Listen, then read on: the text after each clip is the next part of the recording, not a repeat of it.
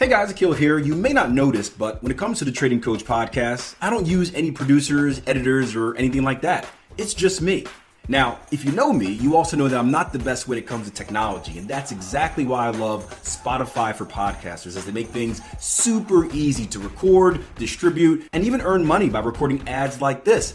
Best of all, it's free. So no matter if you're at home, on your computer, or on the road and you just have your phone available, whenever that great idea comes up, you can start recording right away. So if you're interested in becoming a podcaster, start creating today with Spotify for podcasters. I personally use it and I personally recommend it. Everybody loves to win, and in an ideal world, we would win all the time. Unfortunately, that's not the reality of trading. In today's podcast, we're going to talk about finding that balance between wanting to win all the time and really accepting the fact that you can't win all the time.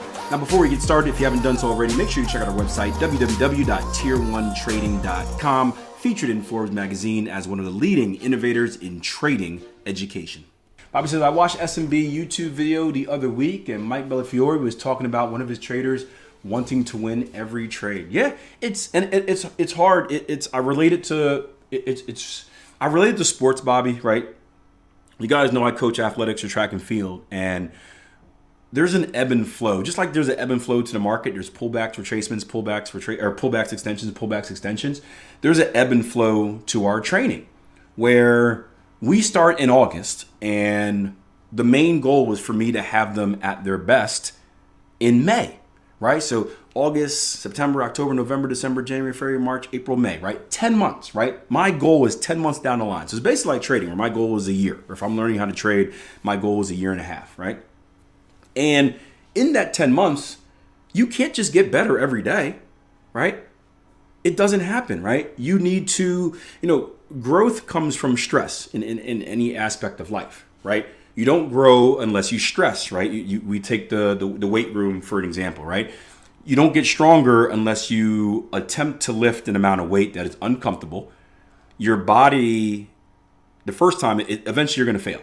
When you fail, your body kind of gets comfortable with like, okay, this is what I need to do. This is now how I need to react to handle this type of weight. And then what you do is your body comes back, your muscles come back stronger, your body understands how to handle that situation better, and then you're able to lift it the next time, right? The same thing with like problem solving. I told you guys the story about how a friend of mine told me, I got a friend that he's in all types of weird stuff, but he told me that there was a study he saw that talked about leadership skills or just development, and how second children or younger children typically, I guess, develop maybe a little bit slower in certain aspects than older ones. And one of the reasons is, I think it might have been leadership. I'm not sure if the study was finalized, but it makes sense. One of the reasons for that is because, when you have your first kid, right, you allow them to make a lot of mistakes, right? My kid's playing around with stuff, and I just sit back and watch. I'm like, he's gonna fail. Like, I know you're gonna fail doing this, but I'm gonna let you try because you got to figure it out. That's my style of parenting, right? Now, the second kid is a little bit different, because the second kid, first of all, the second kid has an older brother or sister. That older brother and sister is giving that second kid clues, or showing them, or telling them, in some cases doing it for them, showing them how to solve the problem. And at the same time, parents, we want to encourage, our older siblings to be leaders. So we're always like, hey, go help out your brother. Hey, go help out your sister, because we think that's a good leadership tactic. But at the same time, it's preventing, on some level, that younger sibling from learning, because they no longer have to go through that stress of like failing 10 times before getting it. They may fail once and then boom, they're given the answer. So they don't go through the same amount of stress. That's something that we're trying to deal with right now, and being very deliberate with like, hey, let your brother figure it out. Let him fail, because it's very interesting. But the same thing goes in like problem solving, right? When you guys are looking at the charts and doing your action items at the end of each training course, right? It's frustrating, right? It's frustrating to look at the ebbs and flows. It's frustrating finding the X to A leg. But each time you do it and you practice, your brain is getting used to it more. It's learning, right? It's a stressful environment, but it gets easier over time, right? Repetition. So we need to stress to grow. And typically during those stressful periods, we tend to take steps back. It's one of those, hey, you got to take a step back, and then that's going to project you 2 steps forward, right? Just like investing, right? You invest something, your account goes down, then that investment goes up and your account goes up, right? It needs to breathe. When you breathe, your body relaxes, right? And then boom, it can take off again. So the mentality that you have to win every single trade, like the guy said, Bobby, is like, one, it's an unrealistic expectation. You're only setting yourself up for defeat, right? You're only going to be angry at the end of the day. That's all that's going to happen. You're going to be angry and upset because you can win 99% of the time, but that one loss is going to make you more upset than the other 100 wins, unfortunately. So you're always setting yourself up for defeat.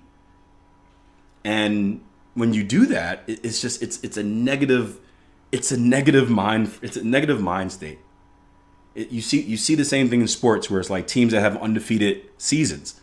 There's a massive amount of stress on that. Like sometimes when they lose, it's a good thing. Like you need to get that loss. You need to get that loss to be humbled and to go back and realize that, man, like I'm not perfect. Everything isn't great. I need to work on a few things. I am vulnerable.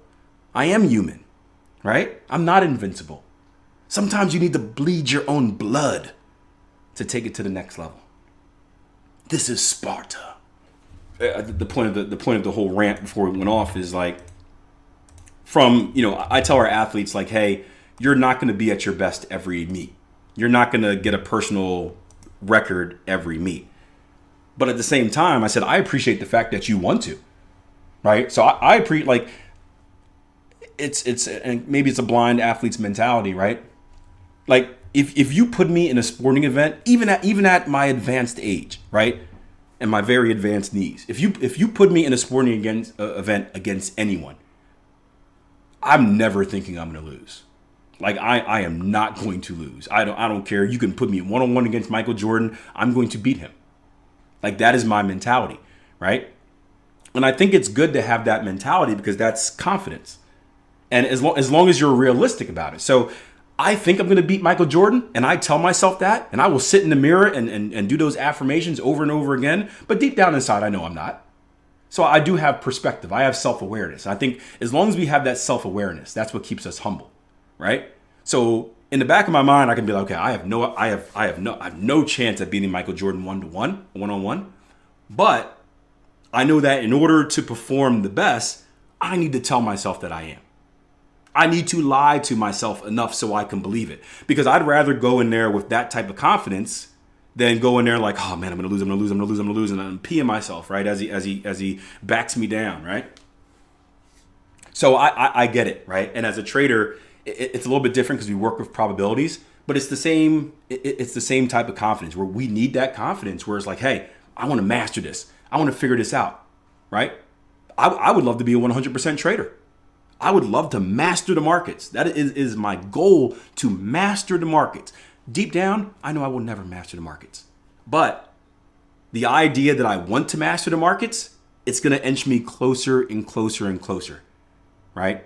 It's like if you keep dividing something by half, right? You'll never actually get to zero, but you'll keep getting closer and closer and closer. And so I think that's a good goal. There's always room for improvement. Yep.